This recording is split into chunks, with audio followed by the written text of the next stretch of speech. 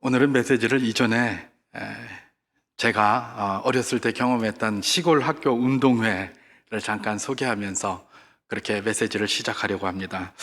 요즘도 뭐 운동회를 합니다만은 이전처럼 그런 것 같지는 않습니다. 이전에는 특별히 시골에는 운동회를 하나 했다 그러면 그 운동회는 그야말로 학교의 행사가 아니라 마을의 축제였습니다. 그렇죠? 모든 마을 사람들이 다 오고 학부모뿐만 아니라 주변의 사람들이 많이 왔죠. 그리고 뿐만 아니라 상인들도 그때 굉장히 많이 왔습니다. 그래서 평소에는 잘 볼 수 없었던 분들이 그때 와가지고 여러 가지 물건을 그렇게 팔고 그랬었죠. 저에게 있어서 운동회 때마다, 저는 사실은 뭐 운동을 그렇게 별로 좋아하지 않기 때문에 운동회마다 기억나는 것이 있습니다. 그게 뭐냐면 거기에 뭘 팔러 온 사람들 중에서 뽑기, 여러분 뽑기 아시죠? 뽑기, 뭐 뽑는 겁니다. 이 뽑기 하는 아저씨가 늘 기억에 남았고, 지금도 그때를 이렇게 생각해 보면 참 재밌었다라는 그런 생각이 드는데, 그때 뽑기의 종류에 따라서 몇 분이 이렇게 와서 왔다 갔다 늘 했었습니다. 그리고 저도 운동회 할 때마다 그분들이 오시면 꼭 한 번은 가서 그렇게 뽑기를 했습니다.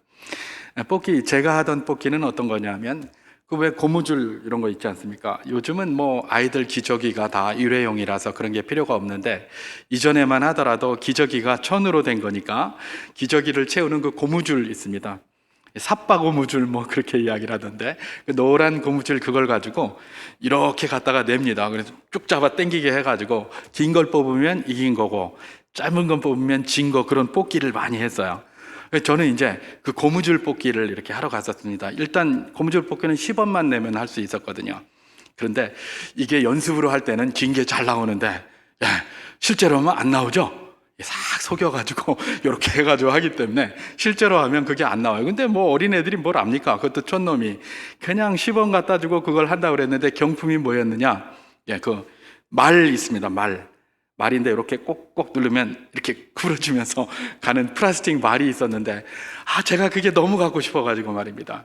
그래가지고 그 10원 내고 이렇게 뽑기를 했는데, 이게 왜 이렇게 안 뽑히는지 운동회 때마다 한 번도 뽑아본 기억은 없습니다만은 뭐 그런 뽑기가 있었고, 또 이렇게 보면 그보다 좀 고급 뽑기도 또 있었습니다. 그 고급 뽑기는 뭐냐면 설탕으로 이렇게 무슨 붕어 같은 거, 물고기를 이렇게 만들어 가지고 큼지막하게 해놓습니다. 그래놓고 이제 이 뽑기를 하게 하는데, 저는 그건 한 번도 못 해봤어요. 왜냐하면 이건 10원으로 가능했지만 그거는 뭐 그보다 훨씬 많은 돈을 줬어야 했는 그런 기억이 제게 있습니다만은, 어쨌든 저에게는 뽑기, 이 말 뽑는 거, 이거 하나가 운동회에 사실은 굉장히 기쁨 중에 하나였습니다. 근데 사실은 운동회의 기쁨은 그거보다 더 큰 것도 있죠. 물론 저도 더 큰 그 기쁨 때에 환호를 하고 했습니다만은, 여러 가지 그런 운동이 있지만 제일 마지막에 하는 뭡니까? 400계주, 400m 계주, 이게 그야말로 하이라이트입니다. 아마 뭐 다 경험이 있으실 텐데, 달리기를 잘하는 학생들 4명을 뽑아서 100m씩 자리에 이렇게 딱 세우고 400계주를 하게 되죠. 그리고 400계주 100m씩 달리는데, 진짜 전력을 다해서 아이들이 잘 달립니다. 그리고 이 400계주의 특징은 뭡니까? 비록 이 앞에는 점수가 좀 작았다고 하더라도 400계주는 점수가 많이 할당돼 있어서 400계주만 이기면 바로 우승을 하는 겁니다. 이전에 제가 경기도에 있을 때는 청백전을 주로 했는데, 경북 영덕 그 강부를 오니까 청백, 홍황, 이게 녹황, 청백, 녹황 4개로 다 이렇게 나눠줘서 막 이렇게 하더라고요. 그래서 천군, 백군 하다가 막 녹군, 황군 이러니까 좀 이상하긴 했는데, 어쨌든 그래가지고 막 달리기를 하고 그랬거든요. 왜 이 계주가 그야말로 400계주가 그야말로 유명하냐? 잘하면 앞에서 지다가도 우승이 바뀔 수가 있는 거예요. 그래서 막 달리기를 하는데, 어떻습니까? 뭐 비슷하게 달리면 그냥 그런데, 마지막에 주자가 막 뛰어나가면서 잘 달리기 시작합니다. 그러면 막 환호성을 지르죠. 저도 뭐 운동은 별로 안 좋아합니다만은 우리 팀이 앞질러 나가기 시작을 하면 막 환호성을 지릅니다. 그러다가 이겼습니까? 어떻게 될까요?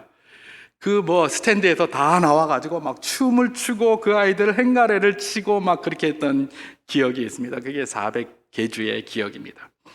여러분 400개 주가 왜 이렇게 특별히 사람들로 하여금 환호성을 지르고 그렇게 열광을 하게 만들었습니까? 결국은 그것을 통해서 역전의 역사가 일어나기 때문에 그렇습니다.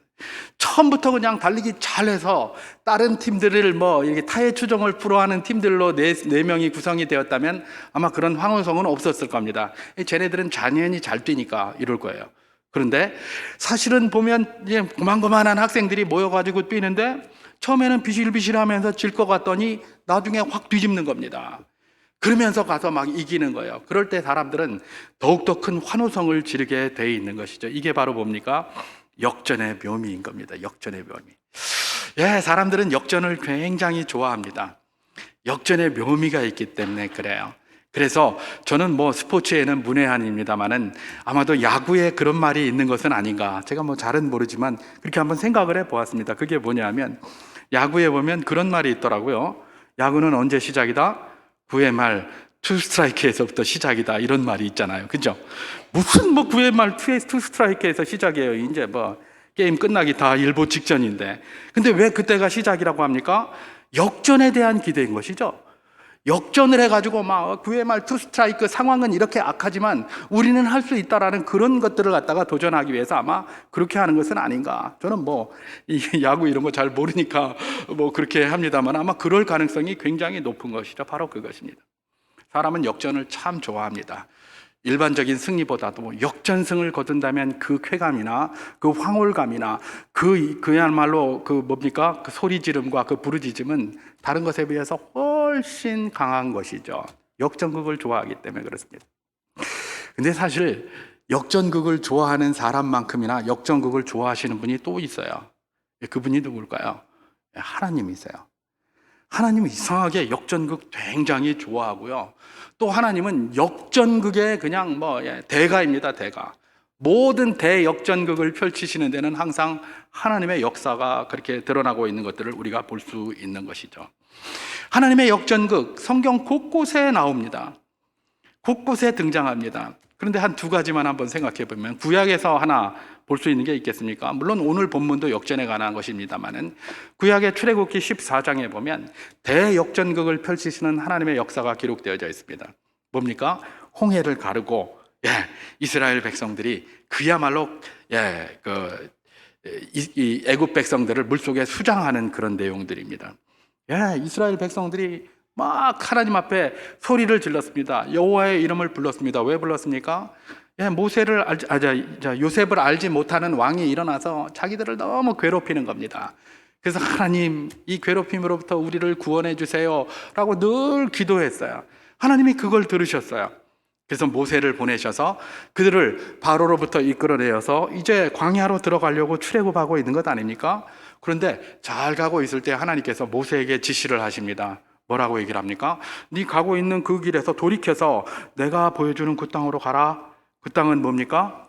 믹돌과 비하이로 사이 바알수본 맞은편 그쪽으로 가라는 겁니다. 그 자리는 어디입니까? 앞에는 홍해, 옆에는 믹돌, 비하이롯 사이라고 그랬습니다. 믹돌이 뭐냐면 망대예요, 망대. 그러니까 이렇게 산이 있고 그 위에 망대가 있어서 애굽 병사들이 거기서 내려다보고 있는 곳입니다. 그 사이로 들어가라는 거예요. 가만히 생각해 보세요. 앞에는 홍해입니다. 그리고 여기는 망대가 있습니다. 그 이 사이로 들어가면 이 뒤에만 남아 있는 거죠. 이게 뭐 도관에 든 쥐예요. 글로 들어가라고 하나님이 시켰어요. 그러니까 모세가 이스라엘 백성들을 데리고 그곳으로 들어갑니다. 근데 그 소식이 누구에게 들어갔죠? 바로에게 들어간 거예요. 그러니까 바로가 잘 됐다, 이것들 한꺼번에 다 쓸어버릴 수 있는 저러한 기회다 생각한 거죠. 그래서 애굽의 온 병거들을 다 끌어모읍니다. 그래서 그때 병거 600대 엄청난 탱크와 같은 거 600대를 몰고 그냥 막 이렇게 뒤에서 밀고 들어옵니다. 밀고 들어올 때 이스라엘 백성들이 그걸 보면서 어떻게 했습니까? 혼비백산했습니다. 혼비백산하면서 성경에서 뭐라고 이야기를 하고 있느냐? 여호와께 부르짖음에 그렇게 돼 있었어요. 혼비백산해서 여호와께 부르짖을 때에 하나님, 이 악한 상황을 도와주시옵소서, 이 위험한 상황으로부터 우리를 구원해 주시옵소서, 이렇게 기도했으면 얼마나 좋았겠습니까? 그런데 그들이 여호와께 부르짖으면서 했던 말이 뭡니까? 출애굽기 14장 11절에 잘 기록되어져 있는데 제가 한번 봉독해 보도록 하겠습니다. 그들이 또 모세에게 이르되 애굽에 매장지가 없어서 당신이 우리를 이끌어내어 이 광야에서 죽게 하느냐? 어찌하여 당신이 우리를 애굽에서 이끌어내어 우리에게 이같이 하느냐? 그렇게 얘기를 합니다. 여호와께 막 소리를 지르고 여호와의 명령을 따라서 자기들을 인도해낸 모세에게 뭐라고 얘기를 합니까? 애굽에 매장지가 없어서 우리를 여기 끌어내서 죽게 하나? 예, 이러는 거예요. 자기들이 기도할 때 뭐라고 기도했죠? 우리를 여기서 끌어내 주시옵소서라고 기도했잖아요. 그래서 끌어내 주는데 지금 그런 어려운 상황이 자기 눈앞에 딱 펼쳐지니까 기껏 한다는 소리가 뭐예요? 우리를 왜 끌어냈노? 이러고 앉아있는 거예요. 죽어가 끌어내달라고 그래놓고 끌어내 주니까, 그런데 자기 앞에 조금 이 상황이 안 좋으니까 우리를 왜 끌어냈노? 애굽에 매장지가 없어서 그러나 그 넓은 땅에 거기다 묻으면 되는데 왜 이 광야에 나와서 우리를 죽게 하느냐 하면서 모세에게 원망과 원망을 퍼붓고 있는 것이죠. 사실 모세에게 원망했다는 것은 뭡니까? 누구에게 원망했다는 거죠? 하나님을 원망했다는 거예요. 막 그러고 있어요. 이렇게 여호와께 부르짖을 때에 구원의 기도를 한 것이 아니라 원망의 불평에 이것을 반복하고 있을 때에 하나님께서 모세의 입을 열어 이런 말씀을 하게 하시는 것이죠. 이게 뭡니까? 출애굽기 14장 13절에서 14절의 말씀입니다. 제가 봉독해 보겠습니다. 모세가 백성에게 이르되 너희는 두려워하지 말고 가만히 서서 여호와께서 오늘 너희를 위하여 행하시는 구원을 보라. 너희가 오늘 본 애굽 사람을 영원히 다시 보지 아니하리라. 그러시면서 여호와께서 너희를 위하여 싸우시리니 너희는 가만히 있을지니라. 그렇게 얘기를 합니다. 소리 지르지 말고 원망 불평하지 말고 가만히 있어봐라. 하나님이 다 하시고 하나님이 다 이루실 테니 가만히 있어봐라. 그러면서 뭐가 된 겁니까? 홍해가 쫙 갈라지고 이스라엘 백성은 그 홍해를 마른 땅과 같이 건넜고 애굽 병사들, 그야말로 이스라엘을 추격하던 그 병사들은 바다의 수장이 돼서 모두 다 죽게 된 역사, 이게 바로 출애굽의 역사 아닙니까? 이 놀라운 역사를 보고 나서 출애굽기 15장이 등장합니다. 15장에는 모세의 노래, 미리암의 노래, 그러면서 이스라엘 백성들이 그야말로 환호성을 지르면서 하나님을 찬양하는 내용이 거기 기록되어져 있습니다. 여러분, 만약에 말입니다, 이런 생각을 한번 해볼 수 있을 것입니다. 이스라엘 백성들이 거저 편안하게 그렇게 그 자리로 가게 되었다면 그런 환호성을 질렀을까요? 안 했겠죠? 다 죽는 줄 알았더니 그야말로 놀라운 구원의 맛을 본 겁니다. 그러니까 기쁨의 찬송을 부르고 하나님 앞에 감사를 하고 하는 것이 15장에 기록되어져 있는 거예요. 이게 역전의 몸이에요. 하나님이 왜 역전을 좋아하십니까? 바로 이것 때문에 그래요. 순순하게 모든 게 순적하게 다 가면 이게 고마운 줄도 몰라요. 그게 자세히 자연스럽게 된 줄 알아요. 요즘 이 세대 보세요. 이 세대가 이 세상을 바라보는 것 무엇입니까? 이 세상이 원래부터 이런 줄 알아요. 우리 대한민국이 원래부터 이런 줄 알아요. 원래 이렇지 않았잖아요. 그야말로 보릿고개가 있었고 전쟁 후에 먹을 것도 하나도 없었고 아무것도 없었고, 제가 어렸을 때 뽑기 10원짜리 하느라고 그것 때문에 그 말 하나 사는 거 이것 때문에 힘들어하고 그랬던 때를 살았어요. 그런데 지금은 그렇게 생각하지 않죠. 이건 당연히 있었던 걸로 아는 거예요. 자기는 고생 한 번도 안 해보고 나서 마치 자기들이 다 고생한 것처럼 그렇게 생각하고 있잖아요. 이게 바로 뭡니까? 잘 풀리면 항상 이래요. 이게 인생의 모습이에요. 이게 인생의 모습이에요. 그냥 하나님이 홍해를 건너게 하실 수도 있었어요. 근데 이런 역사가 없이 그냥 건너면 감사함을 알 수 있을까요? 전혀 없는 것이죠. 하나님이 왜 역전극을 좋아하십니까? 바로 이런 것 때문에 그야말로 이 부족하고 연약한 인생들의 입에서 감사를 한번 받아보려고, 찬송을 한번 받아보려고 하는 하나님의 간절한 소망이 그런 데서 나타나는 겁니다. 그런 데서. 그러고 나니까 그야말로 막 대역전극을 펼치고 나니까 그때서야 비로소 찬송과 찬양을 부르면서 하나님을 칭송했던 것이 출애굽기 15장에 기록되어져 있는 것 아니겠습니까? 여러분, 구약에서 이 홍해를 건넌 게 대표적인 대역전극을 보여준 사건이었다면 신약에도 있죠. 신약에도 다양하게 있는데 그중에 그야말로 대표적인 것 중에 대표적인 사건이 하나 있죠. 그 사건이 무슨 사건입니까? 대역전극의 사건, 십자가입니다. 십자가. 여러분, 십자가는 대역전극의 사건이에요. 대역전극의 사건. 왜 그것이 대역전극이 됩니까? 여러분, 예수 하나만 죽이면 모든 것이 끝날 줄 알았어요. 마귀도 그렇게 생각했어요. 사탄도 예수 하나 죽이면 모든 게 끝난다라고 생각했어요. 그래서 어떻게 합니까? 하나님의 역사가 좌절될 것이다 라고 생각했어요. 그래서 사탄이 많은 자들을 부추겼습니다. 그래서 예수 죽이려고 막 눈이 벌게 가지고 쫓아다녔잖아요. 그리고 결국은 그를 십자가로 보낸 거예요. 여러분, 사탄만 그랬고, 예수님을 죽이려고 하는 그 사람들, 사탄에게 속아서 예수님을 죽이려고 했던 사람들만 그렇습니까? 아닙니다. 예수님의 제자들은 어떻고요? 예수님이 십자가에 달리시기 전에 이미 충분히 3번이나 예수님이 이제 돌아가시게 될 것과 3일 후에 부활하실 것을 이야기를 하셨어요. 제자들에겐 이미 이야기를 했어요. 그것도 몇 번이나요? 3번이나요. 3번이나 했다는 것은 뭡니까? 알아들을 만큼 얘기했다는 겁니다. 충분히 얘기했다는 거예요. 그런데 예수님 십자가에 달리고 나니까 이 제자들이 다 어떻게 된 겁니까? 다 뿔뿔이 흩어졌어요. 도망갔어요. 그러면서 누가복음 24장에 보면 엠마오로 가는 2 제자가 나와요. 부활하신 예수님께서 가서 물어보니까 뭐라고 얘기를 합니까? 우리는 예수가 우리를 구원자고 우리를 성장할 자로 믿었노라. 이렇게 하는 거예요. 근데 지금은 뭐예요? 십자가에 달려 돌아가셨으니 아무것도 아니다. 이런 거 아니에요. 그죠? 이 사람들은 구원자가 오기를 바랬어요.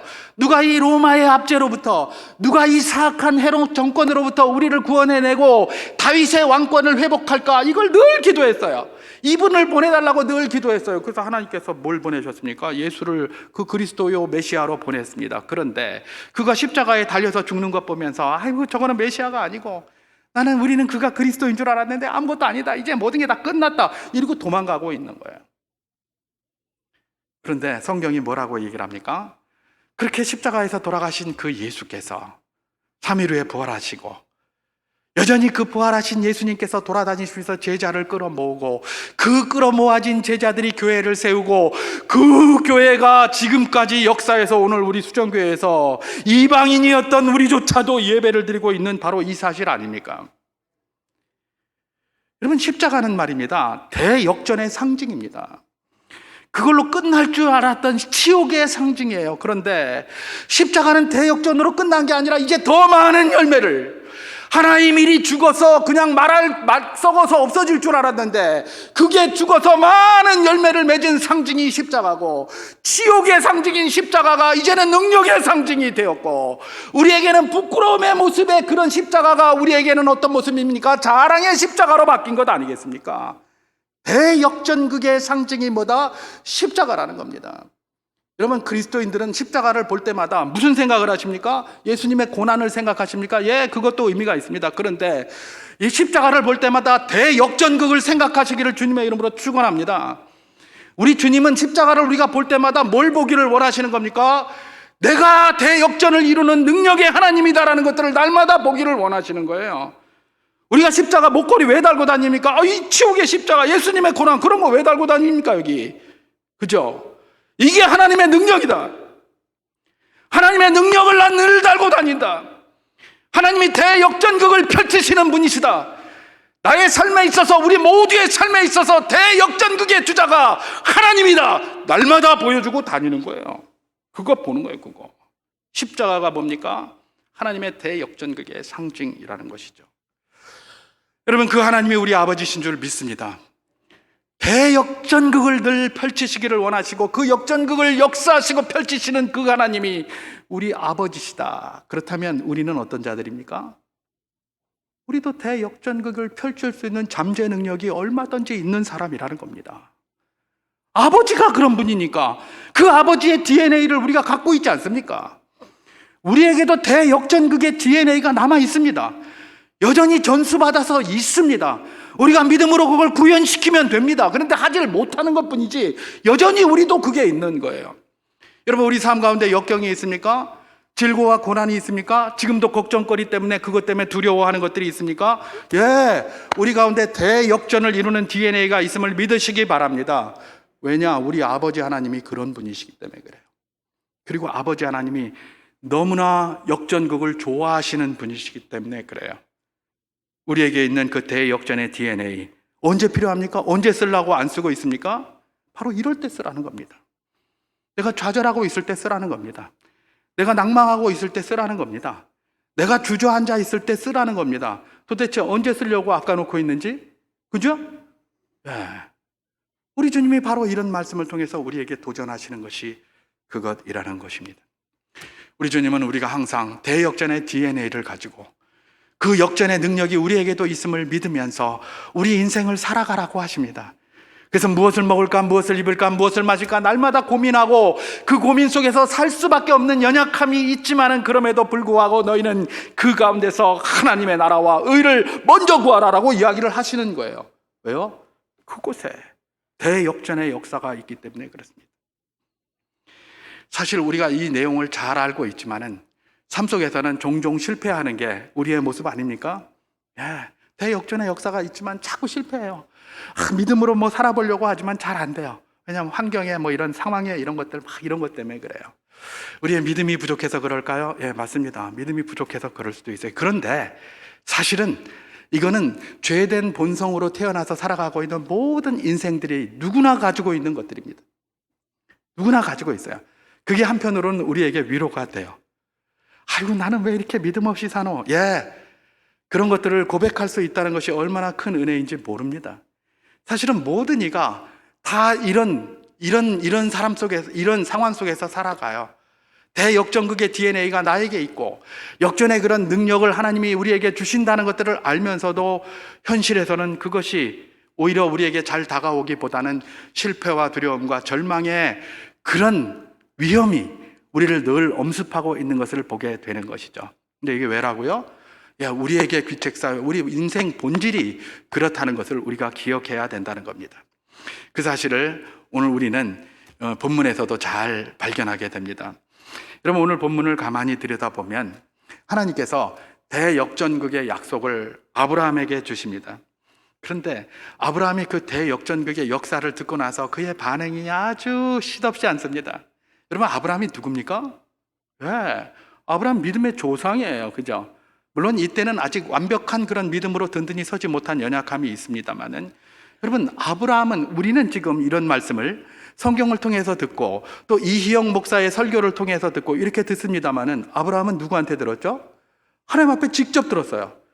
하나님 앞에 직접 들었는데도 하나님께서 대역전을 이루시겠다고 약속을 주시는데 그 약속을 받고 아브라함의 태도가 아주 시원치 않은 것이죠. 그래서 아브라함이 이랬는데 오늘 우리는 어떨까? 이렇게 생각을 하면서 아유, 당연하다라고 생각하는 것이 아니라 위로와 소망을 얻기를 소망하는 것이죠.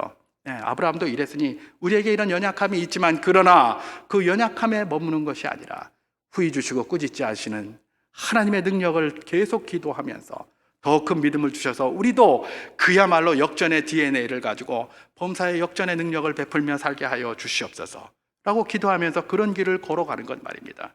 그것이 이런 말씀을 통해서 우리가 받아야 할 도전인 줄 믿습니다. 그럼 도대체 하나님이 어떤 역전의 약속을 주셨는데 아브라함은 어떤 반응을 보이셨다는 말인가? 우리가 잘 아는 것처럼 아브라함이 하갈과 사라와의 사이가 아닙니다. 하갈과의 사이에서 86세의 아들을 하나 낳았습니다. 그 아들이 이제 15살쯤 됐습니다.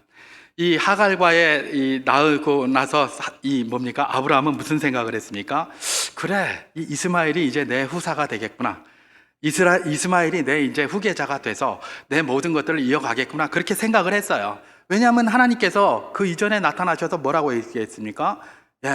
원래는 종 엘리에셀을 자기의 후사로 삼으려고 했는데 하나님이 아니다, 엘리에셀은 네 후사가 아니라 네 몸에서 날 자가 네 후사가 되겠다 그랬잖아요. 근데 이걸 갖다가 헷갈려가지고 아브라함이 하갈하고 아기를 하나 낳았고 그게 이스마엘이고 지금 15살쯤 돼서 막 성장하고 있으니 자기의 마음속에는 어떻습니까? 얘가 내 후사가 확실하다 이렇게 생각한 건 아니겠습니까? 그러니까 늘 자기 부인 사라하고도 그렇게 얘기를 했겠죠. 야, 이스마엘 그야말로 내 후사로서 확실하다. 얼마나 늠름하냐, 멋지지 않느냐. 하나님께서 참 후사로 만들어 주셨지 하면서 도끼자루 썩는 줄 모르고 이스마엘 재롱 보면서 살고 있었던 게 누굽니까? 아브라함이었던 겁니다.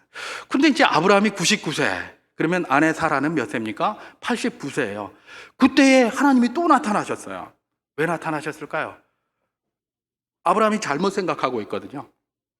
하나님의 약속이 원래 그게 아닌데 잘못 생각하고 있으니까 또 나타나셔가지고 똑바로 생각하라고 말씀을 주시는 거예요. 그게 오늘 우리가 읽은 창세기 17장 15절과 16절에 나타나 있습니다. 제가 한번 봉독해 보도록 하겠습니다.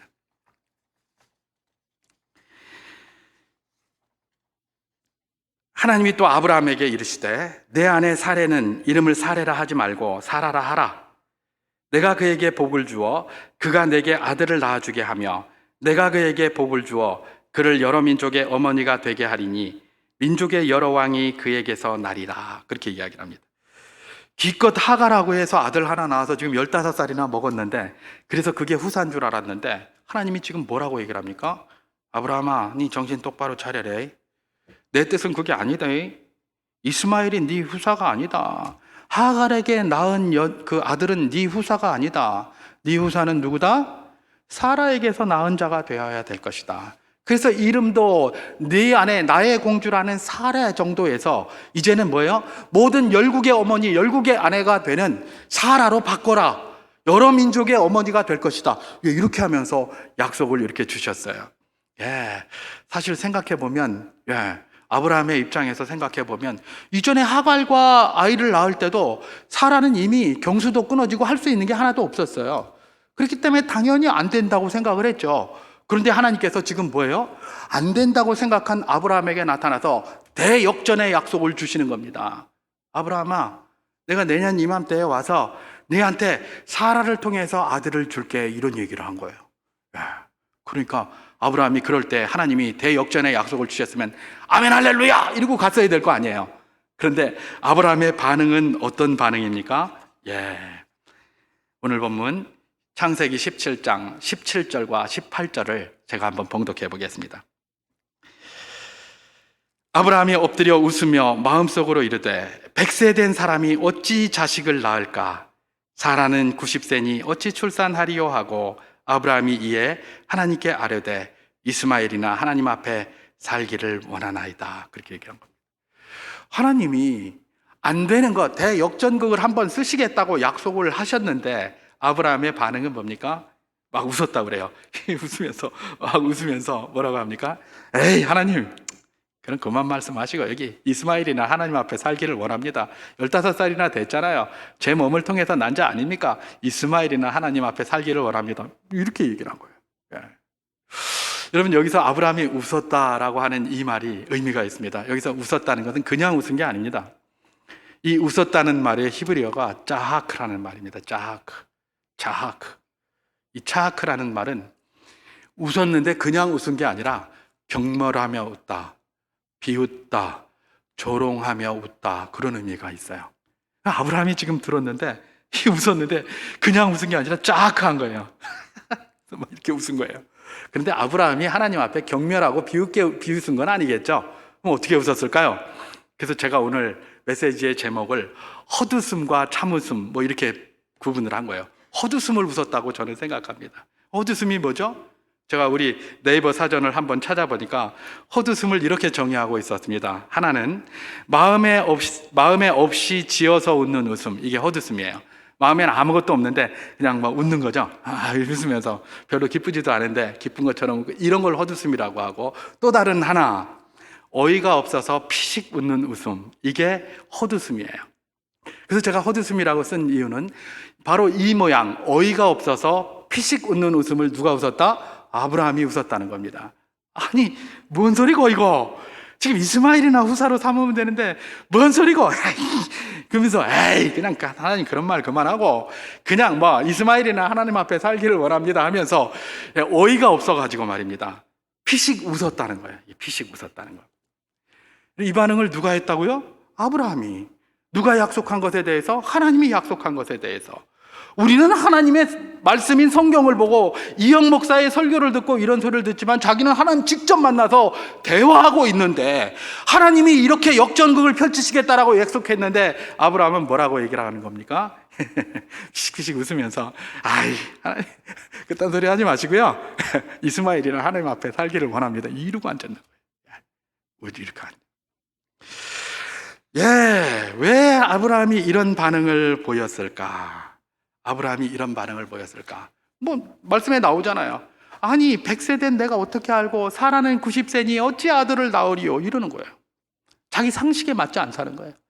상식에 맞지 않으니까 하나님이 말씀하셔도 그게 되겠습니까? 이러는 거예요.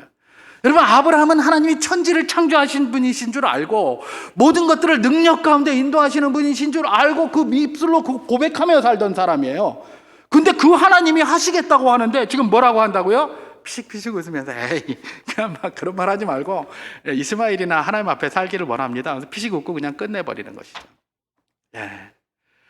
여러분, 이게 바로 무엇입니까? 그 믿음의 조상이라고 일컬음을 받는 아브라함의 모습이에요. 그러니 우리가 얼마나 위로가 됩니까?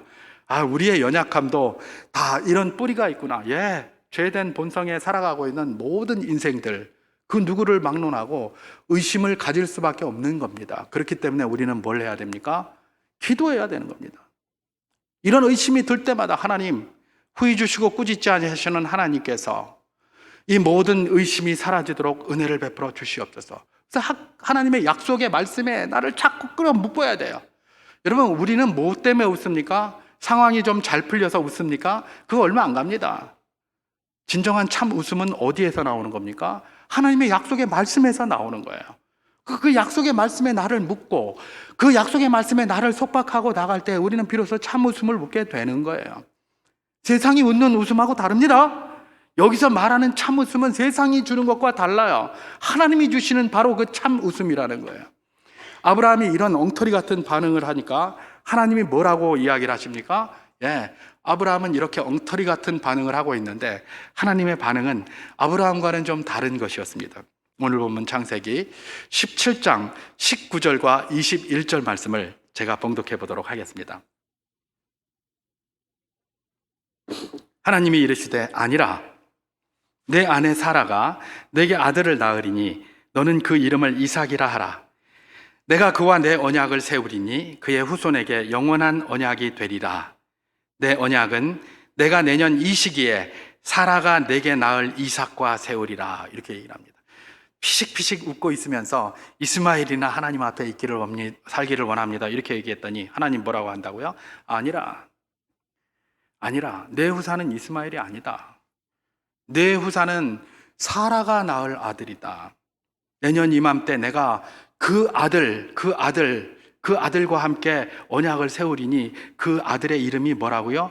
이삭이다. 그렇게 이야기를 하는 거예요. 이삭이라고 붙이라는 겁니다. 여러분, 이삭, 이건 뭐 영어식 발음 아이작, 그걸 갖다가 우리가 그냥 소리 나는 대로 이삭이라고 읽습니다. 근데 히브리어 발음은 이삭이 아닙니다. 이차크입니다. 이차크. 여러분, 몇 년 전에 이스라엘 총리 이름이 누굽니까? 이차크 라빈이었어요. 그죠? 이차크 라빈. 이차크가 그게 이삭이에요. 이삭. 아까 제가 아브라함이 웃은 걸 뭐라 그랬죠? 짜크라고 그랬습니다. 그죠? 이차크, 차크. 같잖아요. 뿌리가 같아요. 그래서 아들을 낳았는데 그 이름을 뭐라고 지어라? 이삭이라고 지어라. 이차크라고 지어라. 웃었다라고 지어라. 근데 그 웃었다는 뜻이 뭐라고요? 경멸했다는 거죠. 비웃었다는 거죠.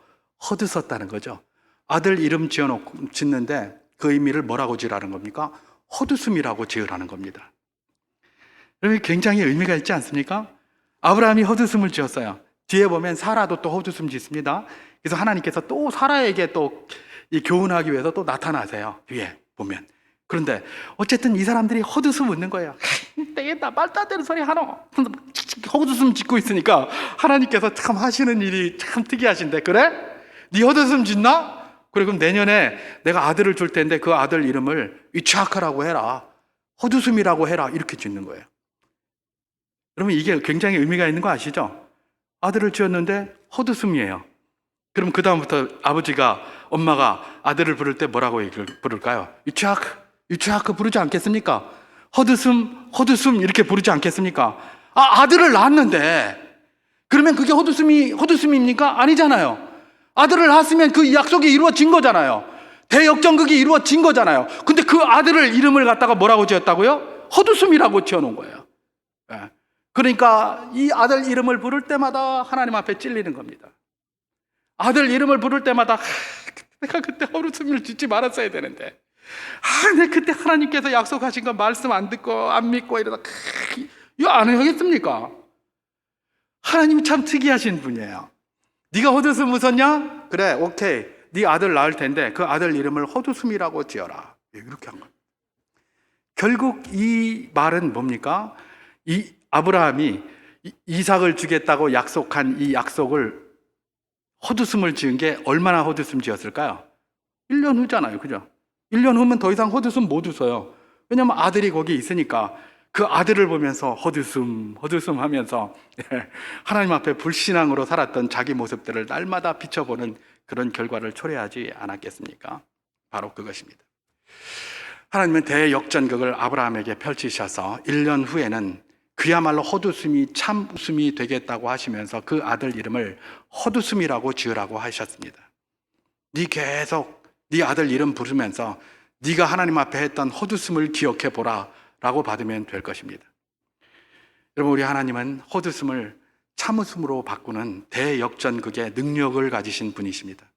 그 하나님이 이런 말씀을 통해서 여전히 오늘 우리를 도전하고 있습니다. 너희들도 내 아들이고 내 딸이니 역전의 DNA가 있음을 기억하라. 너희가 앞에 펼쳐지고 있는 그 많은 역경의 상황들, 그것 때문에 두려워하고 있지? 그 두려워함의 모든 것은 대역전의 DNA로 해결할 수 있다. 내가 도와줄게 라고 하는 것이 이 말씀이 오늘 우리에게 주는 도전인 것입니다. 여러분, 이 말씀을 정리하면서 마음속에 기억해야 될 것이 무엇입니까? 대역전의 서사시는 지금도 여전히 쓰여지고 있고 지금도 여전히 쓰여져야 한다는 것입니다. 하나님이 그것의 주인공이시고 하나님이 우리를 통해서 그 일을 역사하시겠다는 겁니다. 그것이 바로 이런 말씀이 우리에게 주는 약속입니다.